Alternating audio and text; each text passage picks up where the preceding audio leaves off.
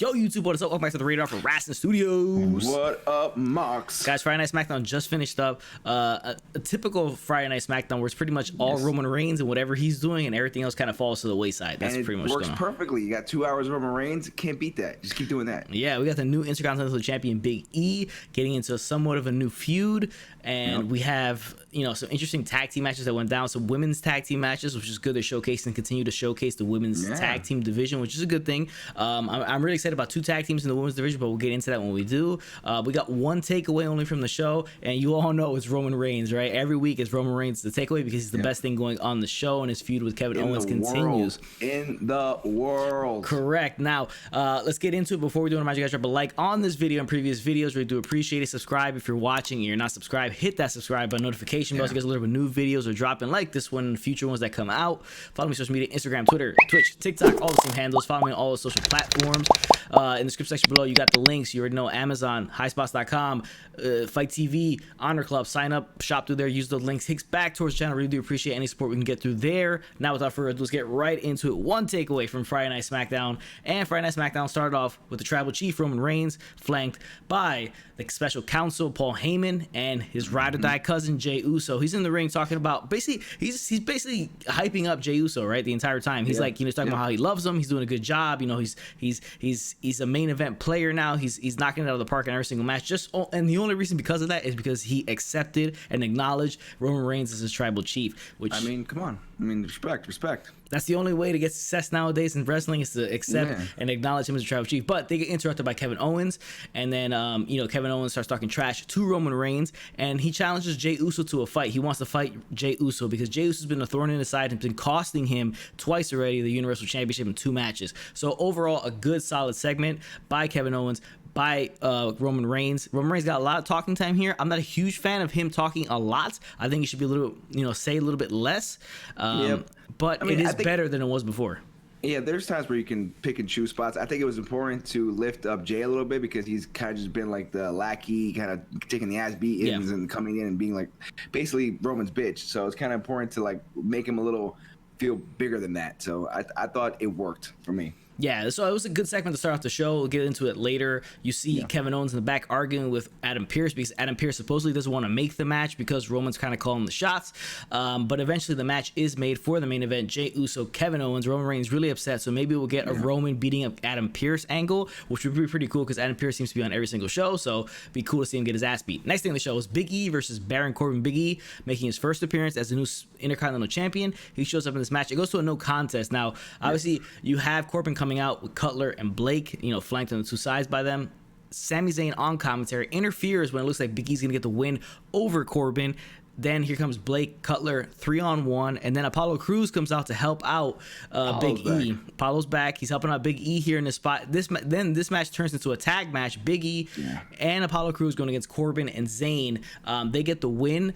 Apollo and Big E do. Then in the back, they ask Big E about how he's going to be a fighting champion, and he says, he's doing an open challenge next week. Apollo accepts the challenge, so Apollo versus Big E next week on SmackDown. So we'll see how the actual, build or the continuation of Big E as the Intercontinental Champion goes going into, Royal Rumble and WrestleMania. Next thing in the show, Riot Squad going against Tamina and Natalya is one of 2 women's tag team matches here. A lot of tag team. That's 2 in a row right here. Yeah, I mean, I don't know. It wasn't that good. But, Riot Squad get the win here from some help from Billie Kay. So I guess she's trying to get into the Riot Squad, I guess. I don't know.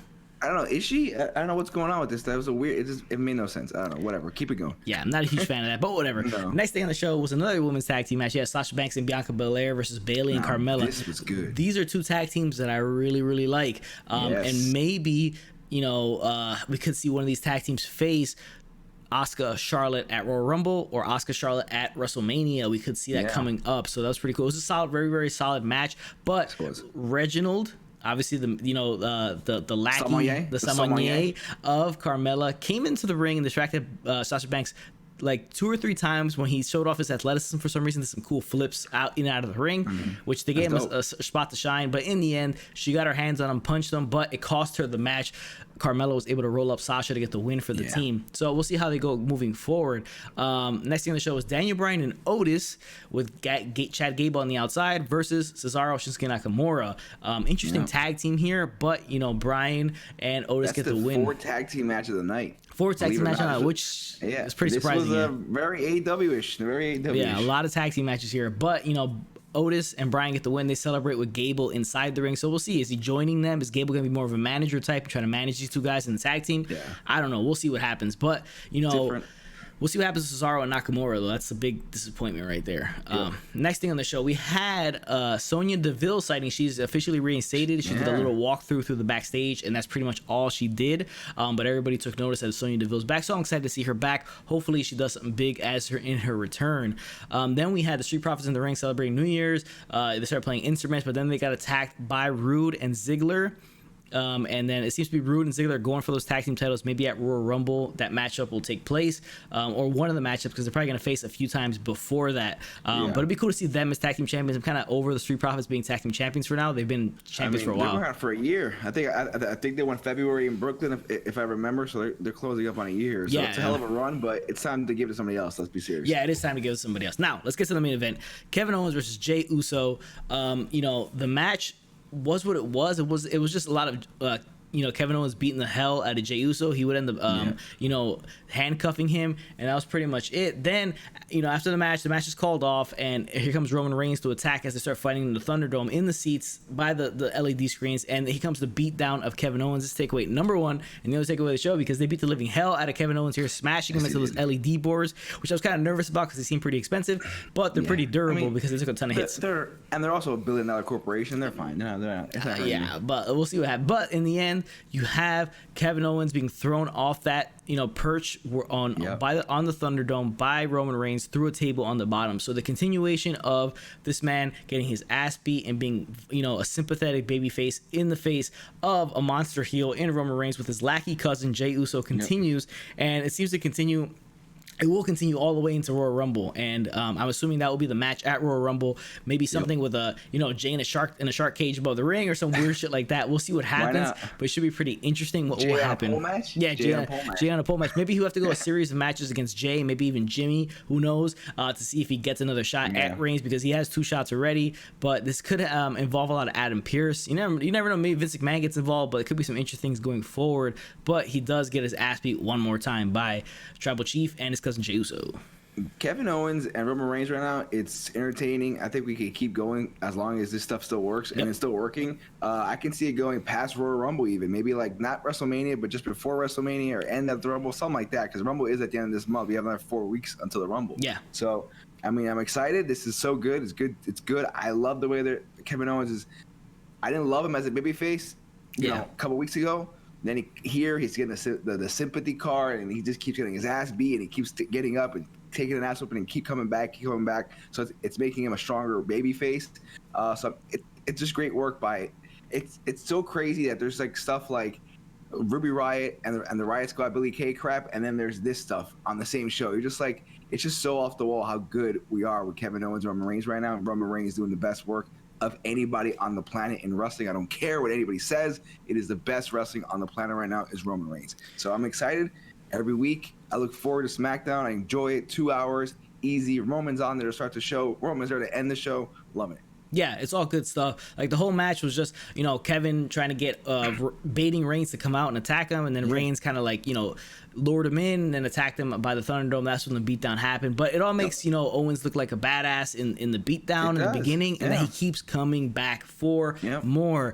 An Austin-esque, if I may say, type of, you know, thing where he keeps getting his ass beat. Yeah, no, 100%. This is kind of like a pseudo blood WrestleMania 13 and the sharpshooter passing out type of deal where he's just going to keep coming. He's not going to stop. He doesn't want help from anybody. He just wants to whip that ass and get that title.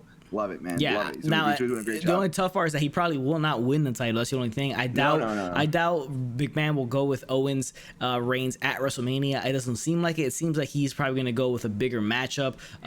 If they book it right, if they book it right, I mean, I know he wants the bigger match. He wants something like some big attraction, Brock or Rock or whatever. Goldberg or something. Yeah. I mean, that's not a big attraction. I don't care what he says. Yeah. But just having Kevin Owens. If they have a great feud, if the storytelling is good and the guys do a great job, I think the guys are going to do a great job. It all depends on the storytelling going forward. If it's something legit, you can have a feud that goes 3 months. Why not? Like there used to be feuds like this back in the day, believe it or not, that were like 6 months, 7 months of matches. Jericho and Shawn Michaels, Randy and Undertaker. Like it's just long stuff that used to happen. This can be one of those things they've done right. It could be, yeah. But guys, that's our one takeaway from the show. A continuation of the storyline between Kevin Owens, Jey Uso, and Roman Reigns continues to be the best stuff SmackDown's doing right now, and continues to be the thing that we always cover in most detail every single episode. Yes. But that's the episode we got for you guys today. One takeaway from Friday Night SmackDown. I appreciate you guys for tuning in. Remember to like, subscribe, comment on the video, share the video, all that good stuff. Links in the description section below. You already know what time it is. If it doesn't work for you, do not do the job. Happy New Year's, Mark.